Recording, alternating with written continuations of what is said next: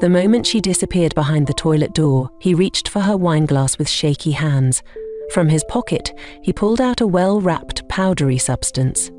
He quickly sprinkled it into her drink and stirred it gently, then set it back in place like nothing happened. By the time she returned, he handed her the drink. Few minutes after she took the drink, she began to feel dizzy. Soon, she fell asleep. He carried her gently, laid her in bed and tucked her under the covers. Then he picked his phone and made a call. "You can come in now," he said simply. Moments later, a man walked in. Damien looked at him, his expression cold. "She's asleep." "Do what I paid you to do," he told the man. Then he turned off the light and left the room. It was a bright Saturday afternoon. Rhoda could barely contain her excitement as she drove home from the hospital, one hand gripping the wheel, the other resting protectively on her belly. Her heart beat faster than normal with overwhelming joy. "Finally," she whispered to herself, smiling through tears. "Finally, God has done it for me." She had waited 5 long years for this day, 5 years of hospital visits, fertility drugs, awkward questions from relatives, and late-night cries into her pillow. But today, the test had confirmed it. She was pregnant. Rhoda smiled as she parked her car in the driveway. She stepped out and rushed into the house. She wanted to make the moment perfect. She entered the kitchen and began preparing her husband's favourite: jollof rice with grilled chicken, peppered snails. She even lit 2 scented candles and placed a small flower vase at the centre of the table. She wanted the evening to be unforgettable. As she set the plates, she imagined Damien's reaction, how he would lift her off her feet and twirl her around the living room, shouting for joy. By the time he arrived, everything was set. Rhoda wore a simple but elegant gown and a warm smile. "Welcome, my love," she beamed, hugging him as he stepped in. Damien looked a bit tired, but he smiled faintly. "What's all this?" he asked, glancing at the dining table. "You'll find out soon," Rhoda said playfully. "Go and freshen up." He shrugged and went into the bedroom. A few minutes later, they sat together at the table and began to eat. Then Rhoda reached into her bag and pulled out a small white envelope. She slid it across the table. "Open it," she said softly. Damien gave her a curious look, opened the envelope and pulled out the lab report. A moment passed. His eyes scanned the lines and Rhoda waited, watching his face. Then came the words, "You're pregnant?" Tears welled up in her eyes as she nodded, a big smile on her face. "Yes, baby, we're going to have a baby." Damien leaned back in his chair slowly. "Wow, that's good." Rhoda's smile faded a little. "Good? Just good?" Damien quickly leaned forward again. "No, I mean, it's amazing, really. I'm just surprised, that's all." But Rhoda could feel it. The joy she expected to see in his eyes wasn't there. The excitement, the laughter, the tight hug, it was all missing. He continued eating, nodding slowly, his mind clearly somewhere else. She tried to shake it off. Maybe he's in shock, she told herself later that night. The next morning she woke up early and prepared for her usual routine. She owned a big supermarket which she managed, long before she met and got married to Damien. The days passed. Her belly began to grow. She took her supplements, went for regular checkups, and counted the days until her baby would arrive. But Damien remained distant. He did what was expected, drove her to the hospital, paid for her drugs, helped around the house. But something was off. He no longer called her my queen. At night, he slept with his back turned. Rhoda prayed about it. She cried in silence. She tried to talk to him once, but he simply said, "I'm just stressed with work."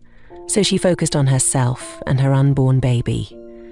9 months later, On a quiet Tuesday morning, Rhoda felt the first real contraction. Damien rushed her to the hospital. After hours of labour, she gave birth to a beautiful baby girl. Moments after she had been cleaned up and moved to the ward, Damien entered the room with a neutral smile and walked toward her. He gave her a gentle tap and smiled lovingly, but he didn't touch the baby. When they were discharged, he drove them home.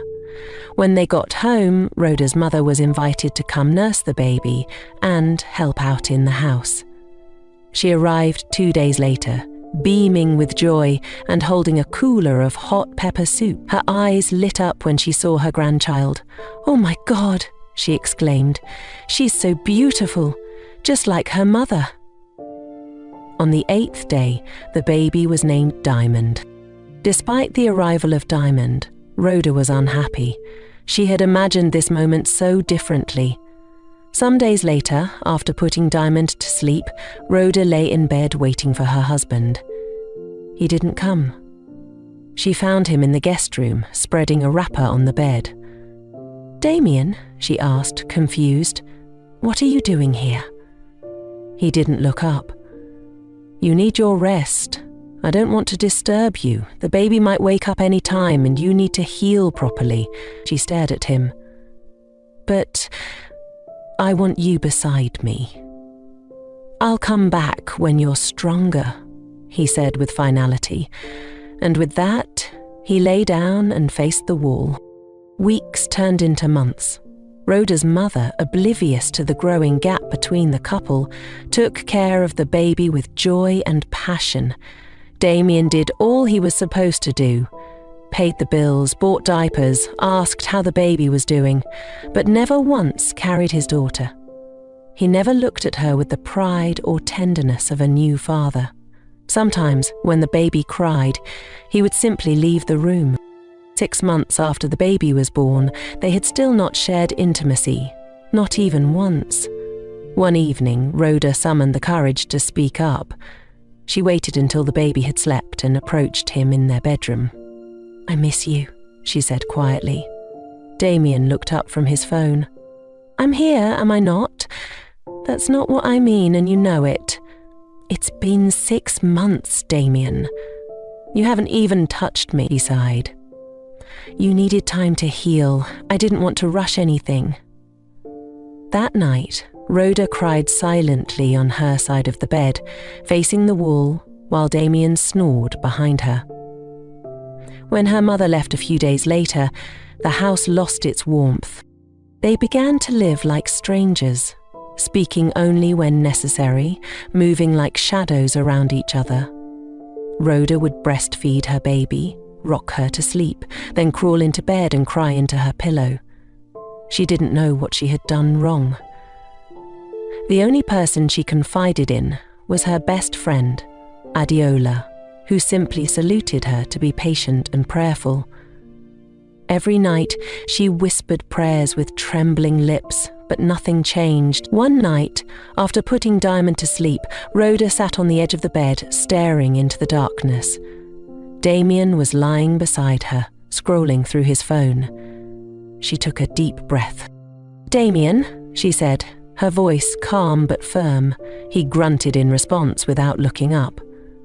"What exactly is going on between us?" she asked. He finally looked up. "What do you mean?" "You know what I mean," she said, eyes stinging with unshed tears. "For over a year we've been like roommates. You barely speak to me, you avoid the baby, you sleep in the guest room most nights. Damien, is there something you're not telling me?" He sighed and looked back at his phone. "There's nothing to talk about, Rhoda. Everything's fine." "Everything is not fine," she snapped, her voice rising. "You treat me like a stranger. You treat our daughter like she's invisible. You make love to me only when it suits you, and when you do, there's no affection in it, just obligation. You won't talk to me, you won't hold me. You won't even look at me. How is that fine?" Damien dropped his phone on the bed and sat up. "Look, I'm doing the best I can, okay? I pay the bills, I've never hit you. I haven't cheated. So, what else do you want from me? Tears rolled down Rhoda's cheeks. I want a husband, Damien. I want love. I want my friend back. Damien stood up without another word and walked out of the room. That was the night Rhoda stopped trying. She threw herself into her supermarket, pouring her energy into her business and her daughter. She stopped waiting up at night. She stopped texting him during the day. She stopped pretending that anything would change. And Damien didn't seem to care. He only came to her when he wanted to. No warning, no affection, just brief, empty intimacy that left her feeling more alone than before. She began to count down to Diamond's first birthday with a mix of joy and dread. The party was small, just a few neighbours and her best friend Adiola. Damien attended, standing stiffly at the corner of the compound while Rhoda carried their daughter, smiling for the sake of the guests. He didn't even hold Diamond once during the entire celebration. He left early, claiming work. The next morning, she stood in front of Damien in the kitchen while he sipped his coffee and scrolled through his phone as usual. I want to leave this marriage, she said simply. He didn't look up. She waited. Then he said, okay. Rhoda blinked, expecting at least a flinch, a protest, a question, but there was none. That's it? She asked. He shrugged. You've clearly made up your mind. She nodded slowly. Yes, I have. For my sanity. For my daughter. I can't keep living like this. This isn't marriage, Damien. It's a slow death. Damien turned and rinsed his cup at the sink. Then he walked out of the kitchen. It was the deepest pain Rhoda had ever felt, because her decision to leave meant nothing to him. Within a week, she found a small but cozy 2-bedroom apartment. She furnished it and moved in. Damien didn't ask where she was going. That evening, after settling into the new apartment, Rhoda sat on the floor with her daughter and wept. Later, she called her mother and her best friend Adiola. She told them she had left Damien, and she also warned them not to try talking to her or fixing the marriage. So, Rhoda began a new life, alone, but no longer lonely. She poured her love into Diamond and her business. Damien never called. He didn't ask after their daughter. It was as though they had never shared a life at all. One quiet afternoon, Rhoda was walking through the aisles of her supermarket, inspecting the arrangement of goods and mentally noting items that needed restocking. She had just turned toward the toiletries section when she saw a familiar frame, tall, calm, and browsing the shelf like any regular customer. Her breath caught in her throat. "James?" she called out, unsure for a moment if her eyes were playing tricks on her.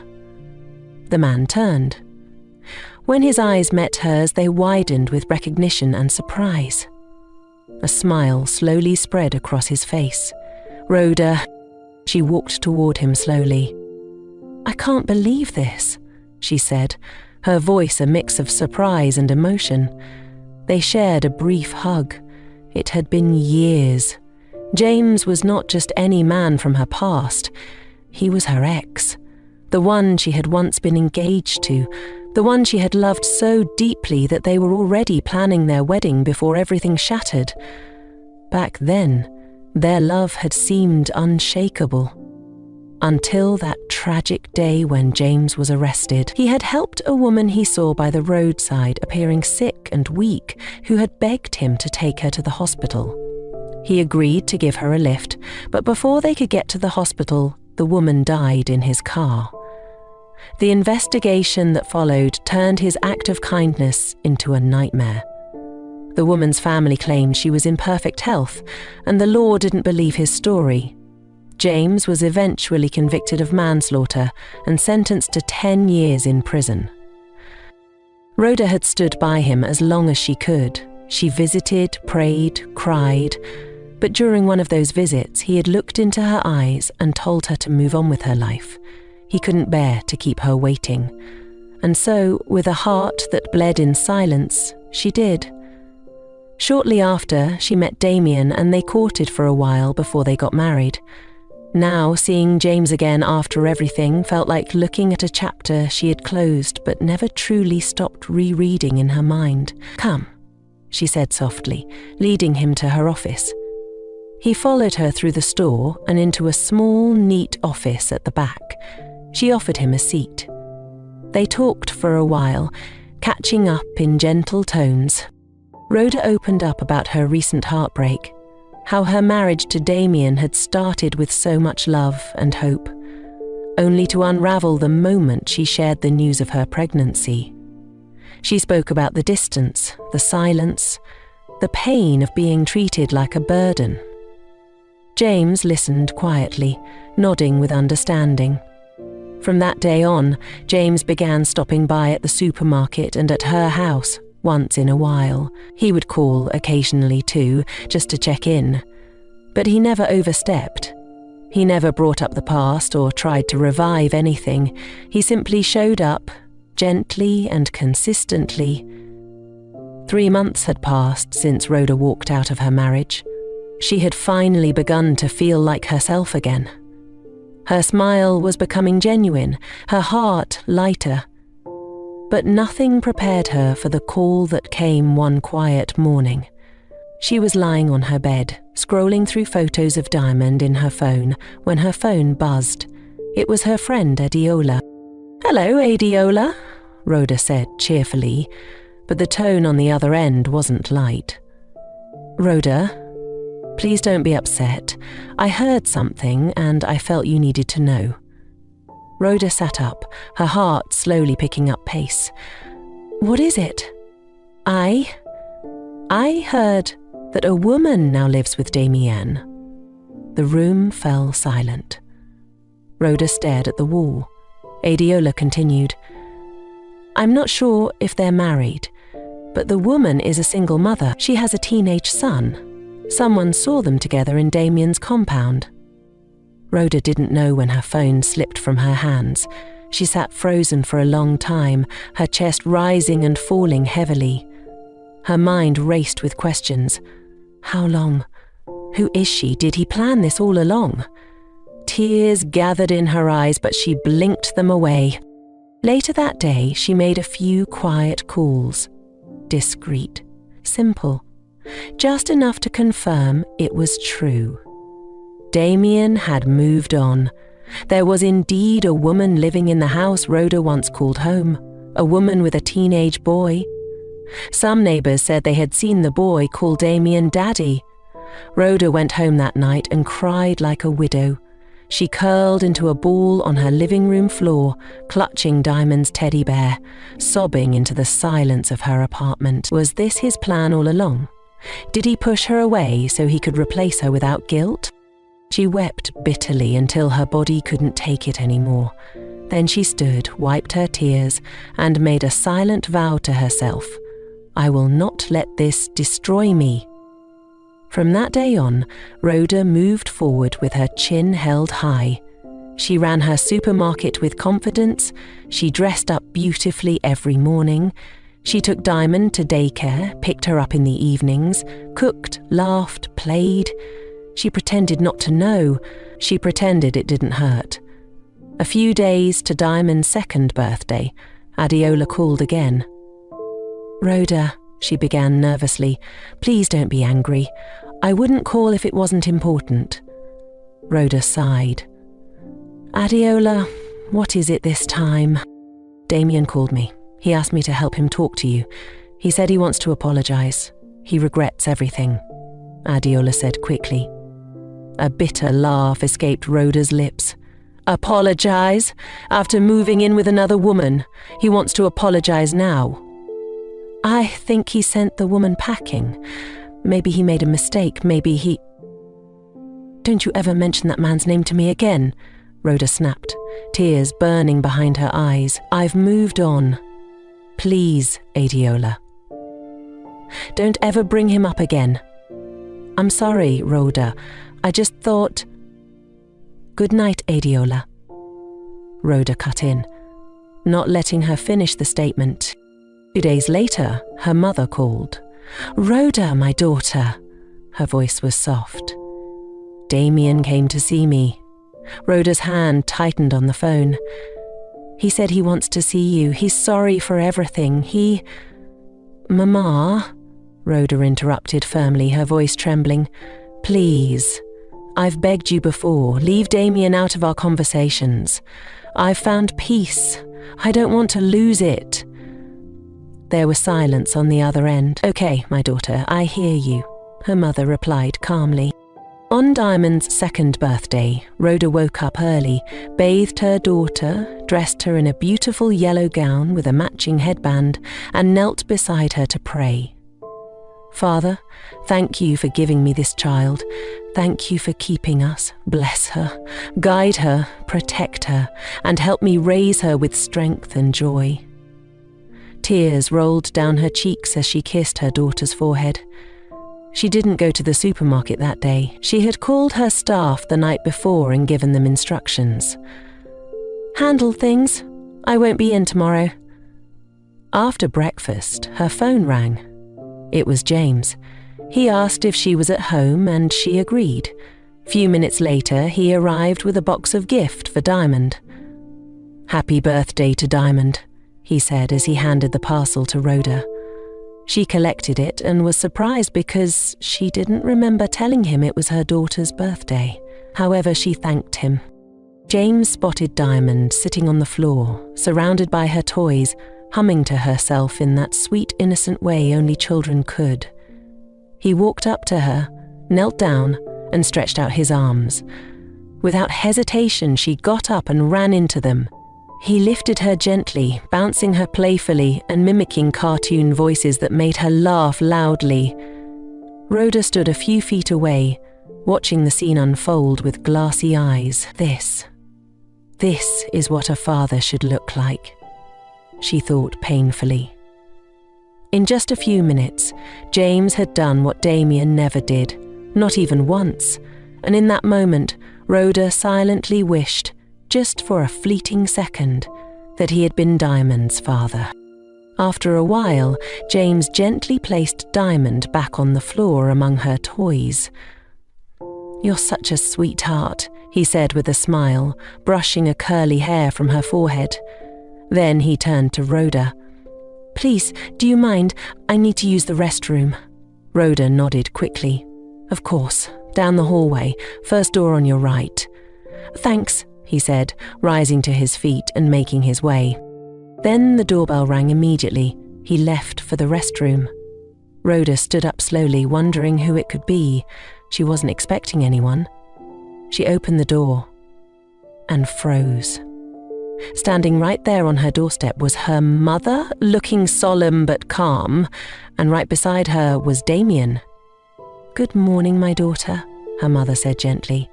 But Rhoda's eyes were fixed on Damien. "Why are you here?" she asked, barely controlling the storm rising in her chest. No one answered immediately. "Rhoda, please," her mother said gently, but Rhoda didn't answer. She stepped aside without a word and walked back into the living room. The visitors followed quietly. Damien stood near the couch, wringing his hands. His eyes darted between Rhoda and her mother, but finally settled on Rhoda. "Rhoda," he began, his voice low, "I came to ask for your forgiveness." She looked at him without emotion. "I know I've wronged you, terribly," he continued. "But please believe me, I wasn't myself. I didn't know what I was doing. I was under a spell, a terrible one." Rhoda raised an eyebrow. "A spell?" Damien nodded eagerly. "Yes, that woman. She used charms. I didn't even know when things started to change between us. I just began to drift from you, from Diamond, from everything. And by the time I realized what was happening, she and her son were already living in our house." Rhoda's voice was cold. "So what now? Where are they?" "I sent them away," Damien said quickly. "As soon as the spell broke, I woke up one day and saw clearly what I had become. I couldn't believe it. I told them to leave. I swear, they're gone. It's only me now. I just want my family back. Rhoda shook her head slowly, the familiar ache returning to her chest. I'm sorry, Damien, but I can't go back to that house. I can't return to a man who watched me break silently and did nothing, spell or not. Her mother spoke then, her voice laced with pain. Rhoda, I know how you feel, but please, think again. Rhoda turned toward her, surprised. Mama? Tears welled in the older woman's eyes. Do you know how many nights I cried raising you alone? Your father abandoned us when you were just 3, ran off with another woman. I had no one to turn to, no help, no comfort. Just me and you and tears. I don't want that for you, my daughter. Please, if there's any chance, just try. Damien stepped forward, his voice trembling. Rhoda, I promise you, I will do right by you this time. I'll love you. I'll be the husband and father you and Diamond deserve. No more lies, no more pain. I'm begging you. Rhoda said nothing. Her eyes dropped to the floor. She was about to speak when footsteps echoed down the hallway. James returned from the restroom. He paused at the sight of Damien, Rhoda's mother, and the heavy silence in the room. His eyes scanned the faces before finally landing on Damien. Why don't you tell her the truth? He said calmly, his voice cutting through the tension like a knife. Damien turned, startled. What are you doing here? James walked further in. Why don't you tell her the real reason you suddenly woke up and sent the woman away? Were you truly under a spell? Rhoda's brows furrowed. You two know each other? Rhoda's mother blinked in shock. James? James Wankwo, when did you return? James didn't answer either of them. His eyes remained locked on Damien, calm but firm. You've come here to beg. That's fine. But at least have the decency to be honest while doing it. Tell her what really happened, or I will... The room fell silent. Rhoda looked from James to Damien, confused. Then, Damien let out a long, shaky sigh, and finally opened his mouth to speak. Okay, I'll tell you the truth. Every filthy, shameful piece of it. I had low sperm count long before we got married, Rhoda, and I was aware of it. All the while we were trying to conceive, I knew it was my fault, but I hid it from you. The doctor called it oligospermia. Said it was likely caused by my reckless lifestyle, years of drinking, smoking, late nights, and whatever else I thought made me a man. When I got that diagnosis, I changed my lifestyle hoping for a miracle, but it remained. When we met, I decided not to tell you, hoping that my sperm count would improve over time since I was on drugs and following the doctor's advice. I also was afraid of losing you. Afraid that if you knew I couldn't father a child, you would walk away. For the years we tried to conceive, I knew the truth. I was the problem. That pressure, that guilt, it was eating me alive. And instead of facing it like a man, I made a monstrous decision. I decided that if I couldn't give you a child, I'd find someone who could, but in a way that would keep my secret hidden forever. Then one evening, God forgive me, I was driving home when I almost hit a man who wandered into the road. I came down, furious at first, but then he burst into tears, saying he was tired of life. He'd just gotten out of prison and no one wanted to hire him. I stood there staring at him and thinking, this is it. A desperate man, no attachments, no connections, no reason to ask questions. I asked for his name, told him I had a job for him. First I sent him to a lab for full medical tests, fertility, blood group, genotype, everything. I called the lab ahead and told them to send the results directly to me. When I received the results, he was healthy and fertile. The next day, I met with him and told him the job. I wanted him to impregnate my wife. He was shocked, hesitant. But I promised him a reward 3 million naira. I gave him a small phone and registered a new SIM card just for us to communicate. I didn't want anything tracing back to me. I waited till your ovulation window came. Like you know, we always calculated it together, as advised by our doctor, so as to be more strategic. That night I took you to Sunshine Hotel and made it seem like a romantic getaway, just a husband wanting to spend quality time with his wife, away from the noise of home. The truth is, I had other plans. The moment you stepped into the restroom to ease yourself, I put something in your drink to make you sleep, and when you did, I brought him in. He did what I paid him to do. I made sure the room was dark so he won't see your face. I didn't want him to know where we lived. That was why I used the hotel. No trail, no suspicion. After he was done, I handed him the money and told him to disappear.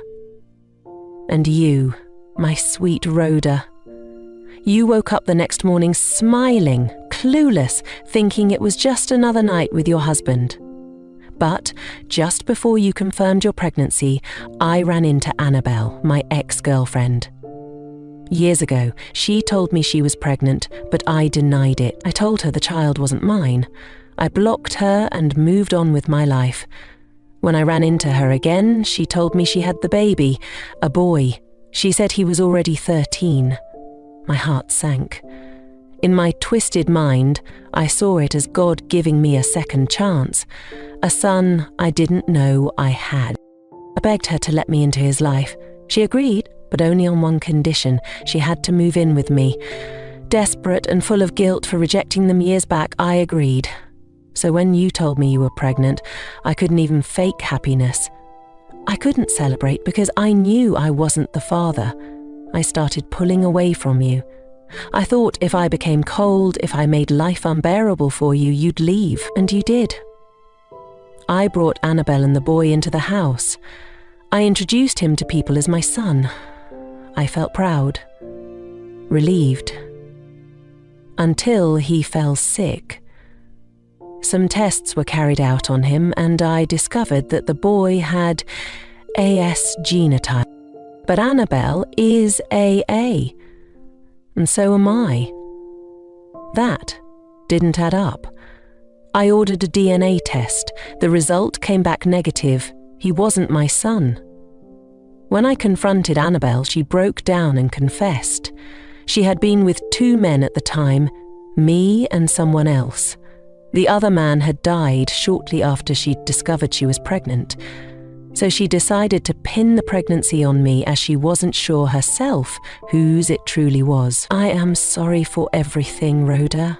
Please forgive me.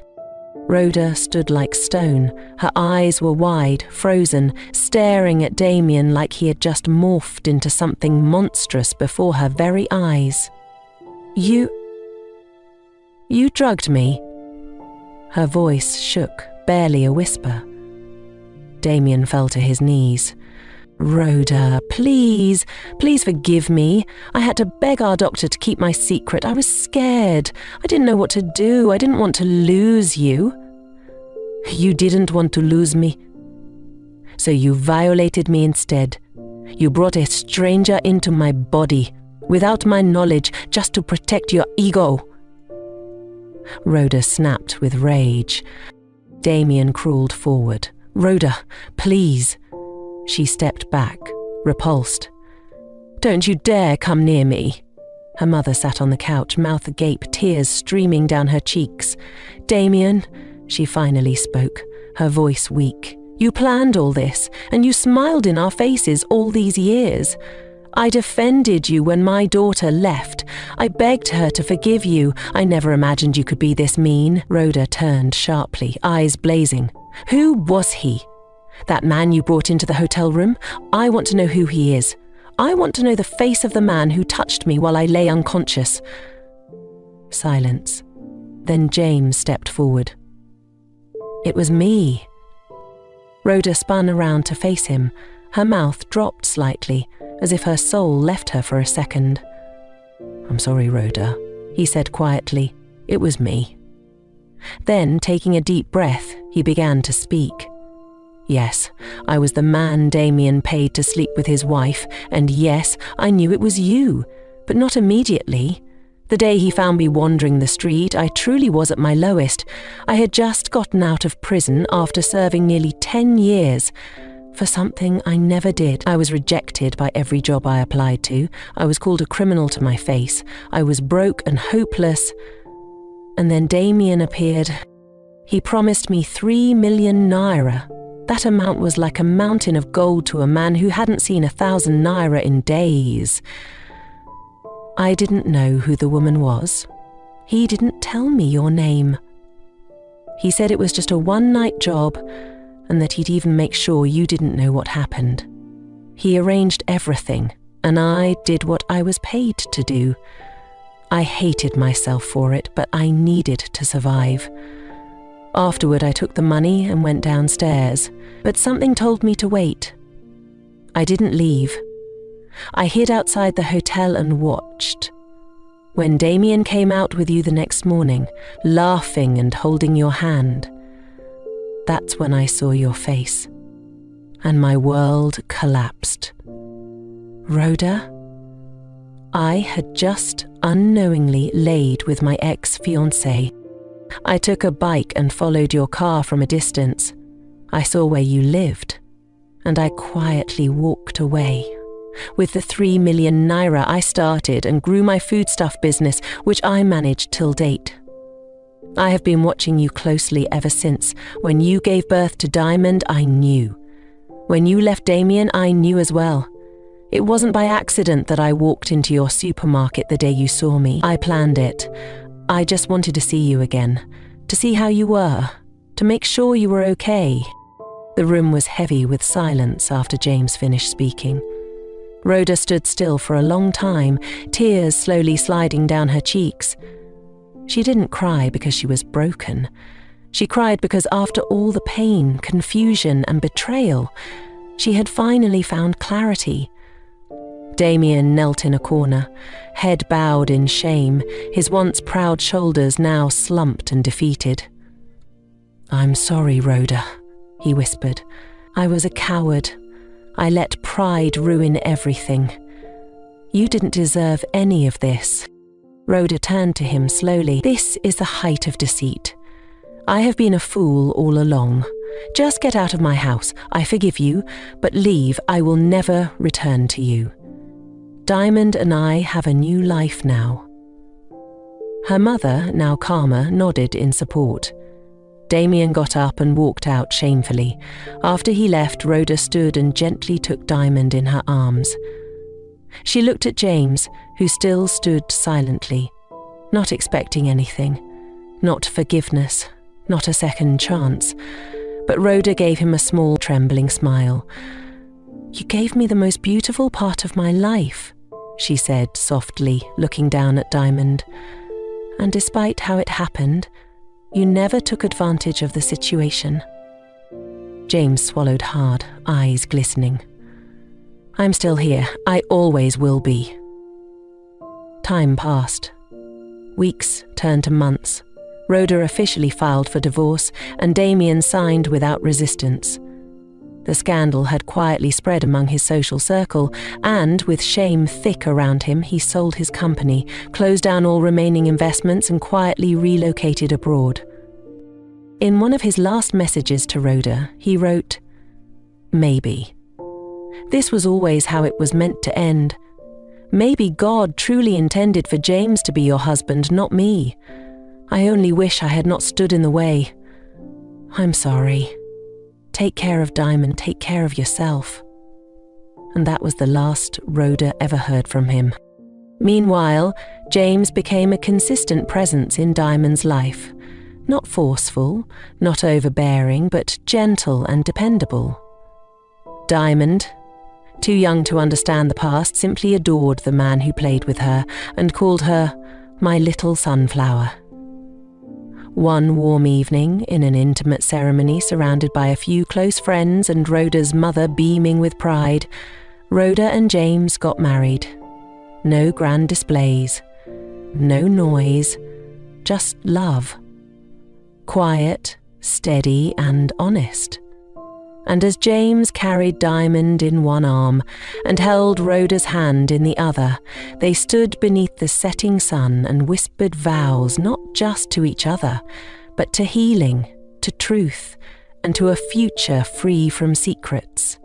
They lived happily ever after, and James adored Rhoda like his life depended on it. They had 2 more children. Dear viewers, in every relationship, especially in marriage, honesty is not a luxury, it is a foundation. If you're not ready to share your truth with the person you intend to marry, then you're not ready to share a life with them. Secrets, no matter how small they seem, have a way of growing until they destroy everything you hope to protect. Damien thought hiding his weakness would save his marriage, but in the end, that very secret became the seed of betrayal, pain, and loss. So before you say "I do," say "This is who I am." The right person won't walk away because of your truth, but the wrong person will stay because of your lie, and you'll both pay the price. Choose honesty. Choose peace. Choose love built on truth. I will be back with another amazing story. Bye for now.